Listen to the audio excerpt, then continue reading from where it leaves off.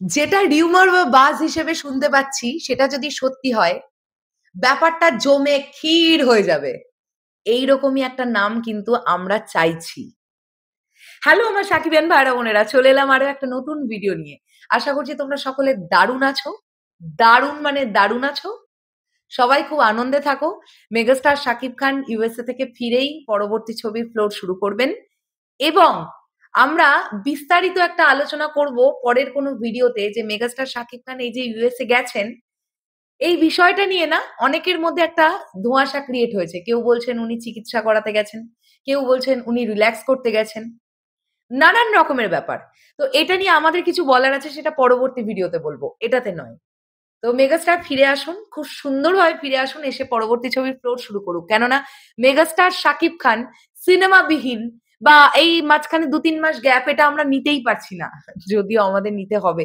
কারণ মানুষটা তো মানুষ, রক্ত মাংসে গড়া একজন মানুষ, তারও তো রিফ্রেশমেন্ট দরকার হয়। যে বিষয়টা নিয়ে কথা বলছিলাম, এই সিনেমাটা মানে আপকামিং রোজার ঈদে যে সিনেমাটা আসছে আবু হায়াত মাহমুদের পরিচালনায়, ক্রিয়েটিভ ল্যান্ডের প্রযোজনায়, এই সিনেমাটার নাম হতে পারে ব্ল্যাক কিংডম। মানে বাংলা যদি আমরা করি কালো রাজত্ব বা কালা রাজত্ব। এই নামটা হলে পারফেক্ট একটা নাম হবে। যদি মেগাস্টার শাকিব খান এই ছবিতে কালা জাহাঙ্গীরের চরিত্রেই আসেন, সেক্ষেত্রে কালা জাহাঙ্গীরের ক্যারেক্টারটা বা তার জীবনী পড়ে যতটুকু বুঝেছি, পুরোটাই না নেগেটিভ শেডের ওপরে আছে। আর যদি সেইভাবে মেগাস্টারকে প্রেজেন্ট করেন ডিরেক্টর আবু হায়াত মাহমুদ, তাহলে এটা সত্যি একটা কালো রাজত্ব। মানে যে কাজকর্মগুলো, অপকর্ম, দুষ্কর্ম, যে ব্যাপারগুলো কালা জাহাঙ্গীর তিনি তার কেরিয়ারে করেছেন, তার জীবনে করেছেন, সেগুলোর অল্প কিছু হলেও তো ছবিতে দেখানো হবে। যদি কালা জাহাঙ্গীরের চরিত্রে মেগাস্টার শাকিব খানকে ডিরেক্টর আনেন, সেক্ষেত্রে ব্ল্যাক কিংডম নামটা কিন্তু দারুণ স্মার্ট একটা নাম, first of all. Second of all একদম দারুণ যাবে। মানে ব্ল্যাক কিংডম, নিচে tagline once upon a time in Dhaka. এটা ফাটাফাটি যাবে, জাস্ট মাইন্ড ব্লোয়িং যাবে। এবং এরকমটাও জানতে পারা যাচ্ছে যে অলরেডি লোকেশন রেকি নিয়ে বিরাট রকমের মিটিং ইত্যাদি ইত্যাদি সমস্ত কিছু চলছে টিমের মধ্যে। তারা অতি শীঘ্রই লোকেশন রেকি করবে।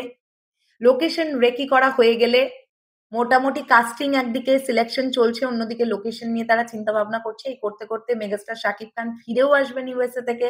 তারপরে যদি সাকিব ফাহাদের ছবিটা করেন, সাকিব ফাহাদের ছবিটাও মোটামুটি যা জানতে পারা যাচ্ছে ৩২-৩৪ দিন মিনিমাম একটা শুট আছে। তারপরে ওইটা কমপ্লিট করেই মেগাস্টার শাকিব খান এই ছবিটাতে ঢুকবেন।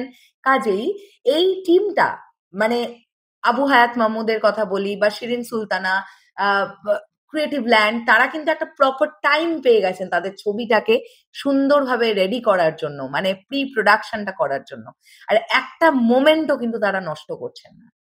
তারা প্রতিটা মুহূর্তে মানে পুঙ্খানুপুঙ্খ নিখুঁতভাবে কাজগুলো করার চেষ্টা করছেন। তো দেখা যাক কি হয়। যদি ব্ল্যাক কিংডম এই সিনেমার নাম হয়, দারুণ একটা স্মার্ট নাম হবে। তোমাদের সাকিবিয়ান ভাইদের বোনদের বলো তো এই নামটা তোমাদের পছন্দ কিনা, সেটা অবশ্যই কমেন্ট করে জানাও। আমার তো বেশ ভাল লেগেছে। শেষ করলাম ভিডিওটা। আসছি আবার খুব শিগগিরই। তাহলে এখনের জন্যে টাটা।